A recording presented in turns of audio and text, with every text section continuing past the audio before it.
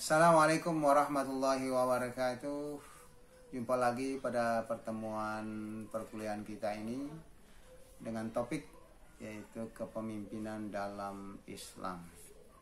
Baik, sebagai kita ketahui bahwa Islam sebagai agama yang universal, ya bukan hanya mengatur soal ibadah, tapi juga mengatur hubungan manusia dengan manusia, yang akan memunculkan kemudian adalah masalah kepemimpinan. Nah, kepemimpinan dalam Islam sangat penting. Kepemimpinan secara textbook hanya bisa dimengerti dalam corak hubungan yang dianggap dalam tanda kutip memimpin dengan yang dipimpin, antara orang yang bisa dalam tanda kutip mempengaruhi seseorang untuk berbuat atau memikirkan sesuatu yang tidak dimaksudkannya untuk melakukan itu, dengan yang dalam tanda kutip merasa harus mengikuti dorongan, bujukan, atau tarikan orang lain untuk berbuat atau memikirkan atau merasakan sesuatu. Karena itu masalah kepemimpinan serta-merta menghadapkan kita pada soal nilai dasar yang dipakai dalam menentukan fungsi atau peranan serta status seseorang dalam hierarki sosial. Jadi, pada mulanya masalah kepemimpinan berpangkal pada peringkat yang diberikan pada masing-masing tugas itu. Dari sudut ini, kepemimpinan berarti bahwa seseorang yang menduduki hierarki yang tinggi adalah seorang dalam tanda kutip pemimpin bagi mereka yang menduduki hierarki yang lebih rendah. Setidak-tidaknya begitulah teori awalnya. Pemimpin adalah orang yang memimpin. Pimpinan ialah perbuatan atau cara memimpin.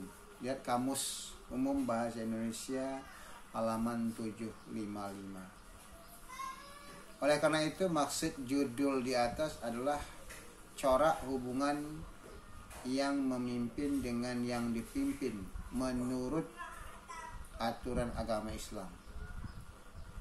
Lebih jelasnya ialah corak kepemimpinan Rasulullah SAW kepada umatnya. Sebab Rasulullah adalah pemimpin Islam yang pertama. Pemimpin Islam disebut dengan istilah imamah atau khalifah, khilafah. Dalam bahasa Arab dinamakan juga dengan dalam tanda kutip zi'amah. Imamah disebutkan pada pengganti Nabi untuk menjaga agama dan politik keduniaan, seperti yang dikatakan Al-Mawardi. Al-imamatu mawdu'atun lihilafatin nubuwati fi hirasatid dini wa siyasatid dunya. Khilafah ialah imam atau sultan, penguasa tertinggi, orang yang menggantikan Rasulullah SAW untuk melaksanakan hukum-hukum syariat, dinamakan khalifah. Ulama salaf berpendapat bahwa dasar pemerintahan dalam Islam ialah al-imamah atau al-khalifah, sehingga mereka mendefinisikan al-khalifah sebagai berikut. Al-khalifatu annaha riyasatun fi umurid din wad dunya niyabatun an rasulillahi. Khilafah ialah pemimpin dalam urusan agama dan dunia sebagai pengganti Rasulullah SAW. Mengangkat pemimpin dalam Islam wajib hukumnya. Sebagian ulama mengatakan wajib syar'i, karena imam bertugas melaksanakan perintah-perintah syara. Sebagian yang lain mengatakan wajib akli, karena imam bertanggung jawab mencegah kezaliman dan menyelesaikan sengketa dan permusuhan dalam masyarakat. Kewajiban mengangkat imam atau khalifah adalah wajib kifayah seperti jihad dan menuntut ilmu pengetahuan. Mematuhi pemimpin adalah wajib sesuai dengan perintah Allah dalam Al-Quran. Surat An-Nisa ayat 59. Ya ayyuhalladzina amanu ati'ullah wa ati'ur rasul wa ulil amri minkum. Orang-orang yang beriman, taatilah Allah dan Rasulnya dan ulil amri di antara kalian. Dalam ayat ini diwajibkan patuh taat kepada ulil amri. Ulil amri adalah pemimpin-pemimpin yang memerintah kita. Seiring dengan ayat ini ada hadis yang berbunyi, akan memimpin sesudah saya kepada kamu pemimpin-pemimpin. Maka yang baik memimpin dengan kebaikannya, dan yang curang dengan kecurangannya. Maka dengarkanlah dan taatilah mereka akan apa yang sesuai dengan kebenaran. Kalau ia baik, maka untukmu dan untuk mereka. Dan jika ia jelek, maka untuk kamu dan atas mereka.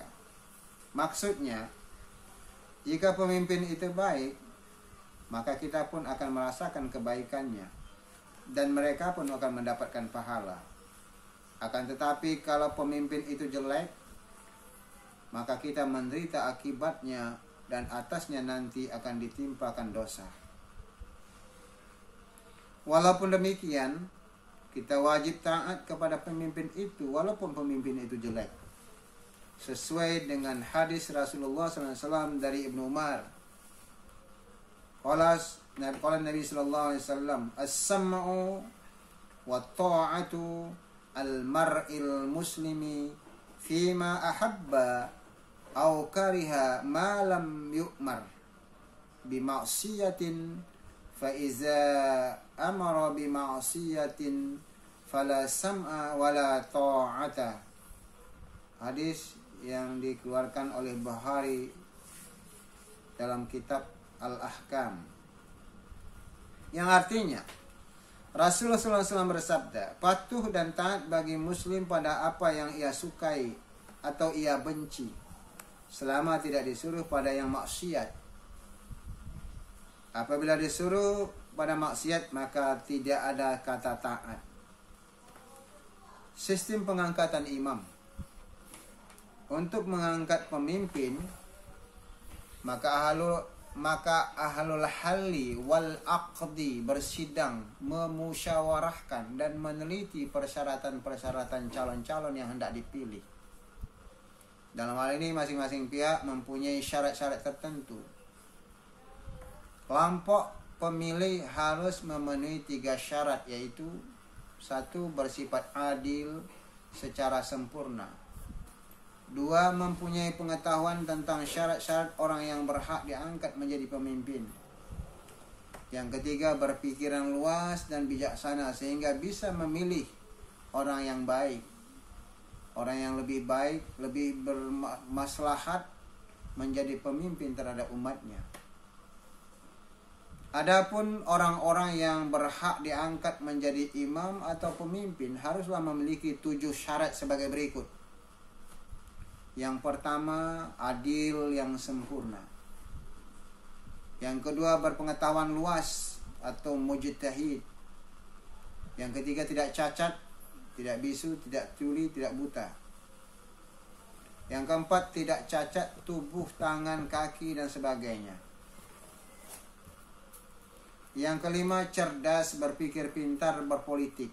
Yang keenam, berani dan tangkap untuk melindungi rakyat dan melawan musuh. Yang ketujuh, keturunan suku Quraisy. Ini syarat formal pada permulaan Islam. Saudara-saudara yang Saudara-saudara, pada kesempatan ini kita lanjutkan dengan dasar-dasar kepemimpinan. Dasar-dasar kepemimpinan dalam Al-Quran. Yang pertama dari Al-Quran diantaranya Surah An-Nisa ayat 59. Ya ayyuhallazina amanu atii'allaha wa atii'ir rasul wa ulil amri minkum. Hai orang yang beriman, taatilah Allah dan taatilah Rasul dan para pemimpin kamu. Kemudian di dalam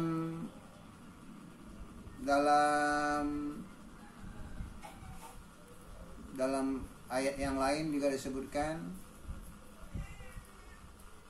wa'adallahu alladhina amanu minkum wa 'amilus solihati la yastahlifannahum fil ardi kama istahlafal ladzina min qablihim. Surat Asy-Syu'ara. Allah telah berjanji kepada orang-orang yang beriman dan mengerjakan amal soleh di antara kamu bahwa dia sungguh-sungguh akan menjadikan mereka berkuasa di muka bumi, sebagaimana dia telah menjadikan orang-orang yang sebelum mereka berkuasa. Kemudian di dalam Al-Quran juga disebutkan wa wallazi ja'alakum khalaifal ardi wa rafa'a ba'dukum fawqa ba'din darajatin. Artinya, dan dialah yang menjadikan kamu penguasa-penguasa di bumi, dan dia meninggikan sebagian kamu atas sebagian yang lain beberapa derajat. Kemudian di dalam surah Al-Baqarah ayat 30 disebutkan wa idza qala rabbuka lil malaikati inni ja'ilun fil ardi khalifah. Dan ingatlah ketika Tuhanmu berfirman kepada malaikat, sesungguhnya aku akan menjadikan di muka bumi seorang khalifah. Itu antara lain yang didapatkan di dalam Al-Quran. Nah, selanjutnya kita bicarakan beberapa hadis yang menerangkan bahwa pemimpin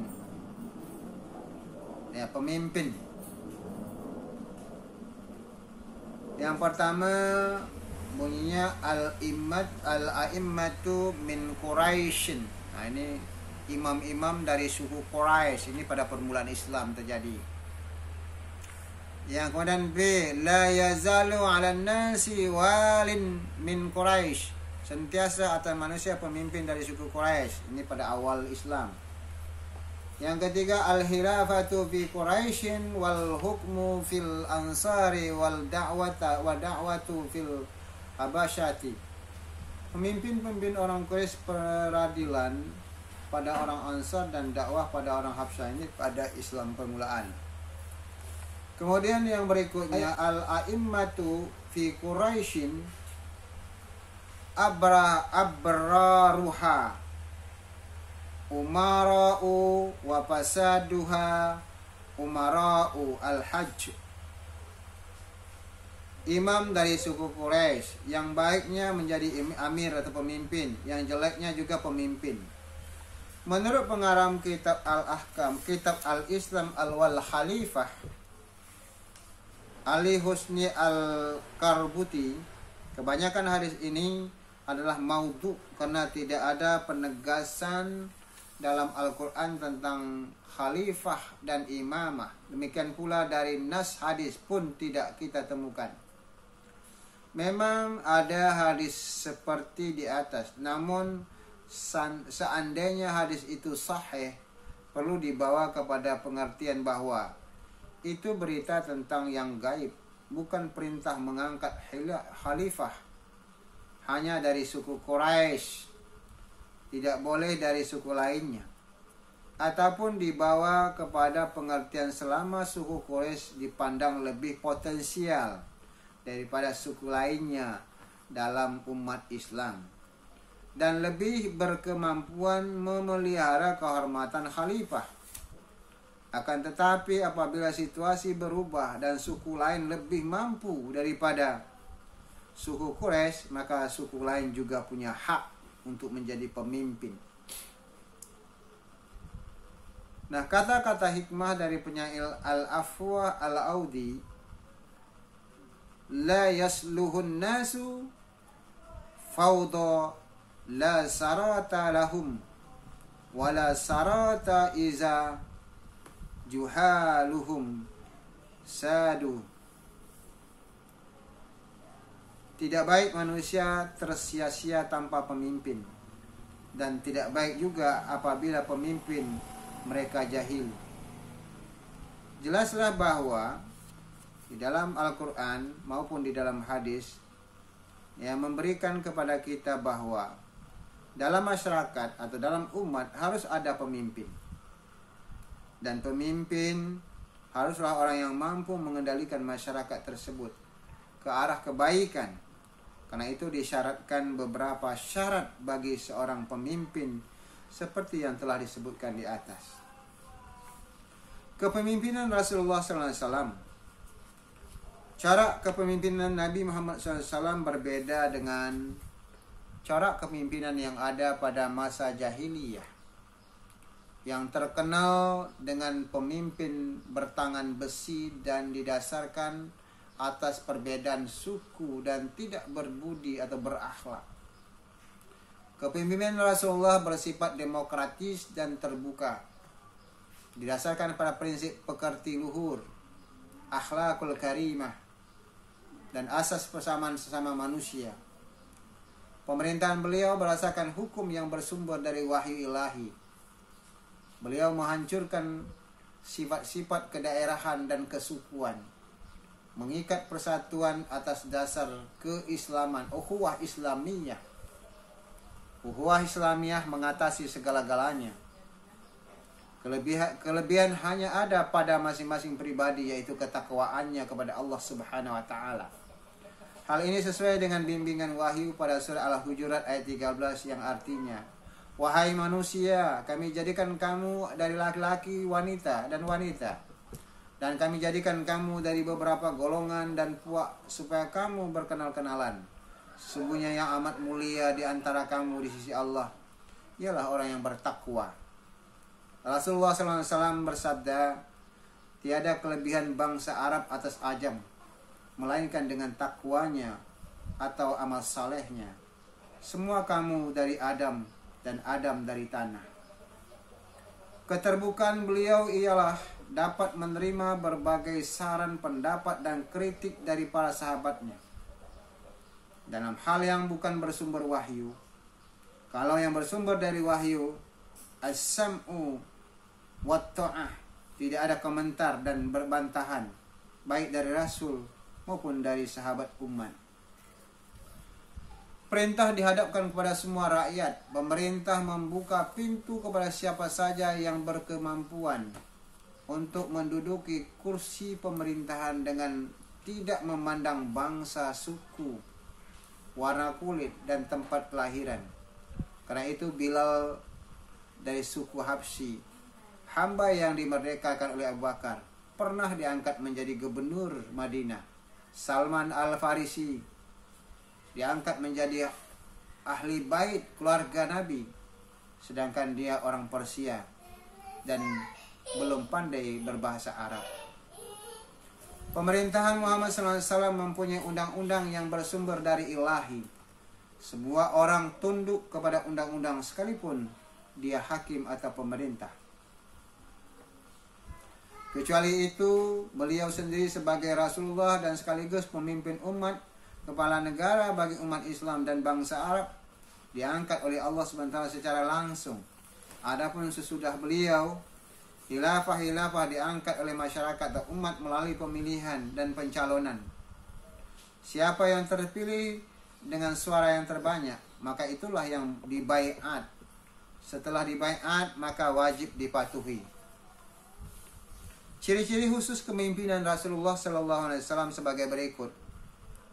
1. Keadilan dan persamaan. Yang kedua, berdasarkan musyawarah dalam menyelesaikan permasalahan. Yang ketiga, berdasarkan lemah lembut terhadap sesama manusia.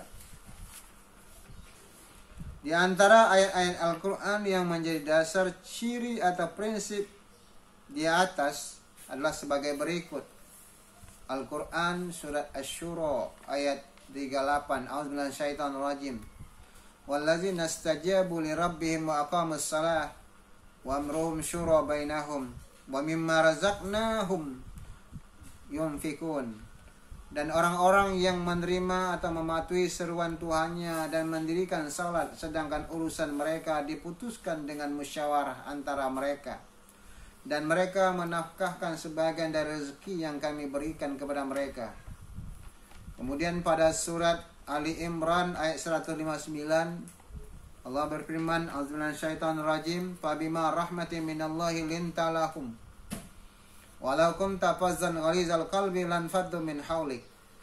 Fa'fu anhum wastaghfir lahum wa syawirhum fil amri. Fa iza 'azamta fatawakkal 'alallah. Innallaha yuhibbul mutawakkilin."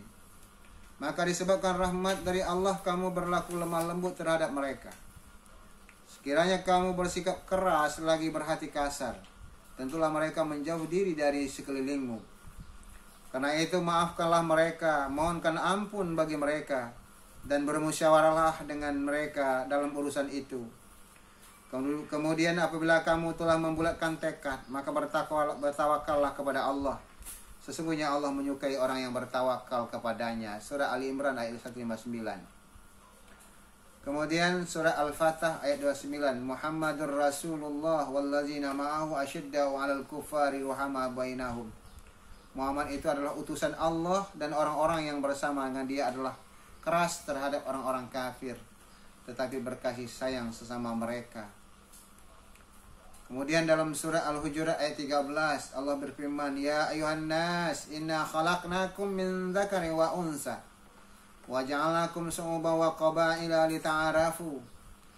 Inna akramakum indallahi atqakum."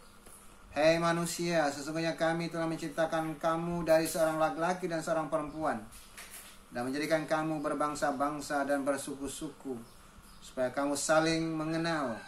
Sesungguhnya orang yang paling mulia di antara kamu di sisi Allah adalah orang yang paling bertakwa. Pola kepemimpinan umat Islam di Indonesia. Baik, yang pertama, pola lama. 1. Kepemimpinan pesantren desa-desa suburban.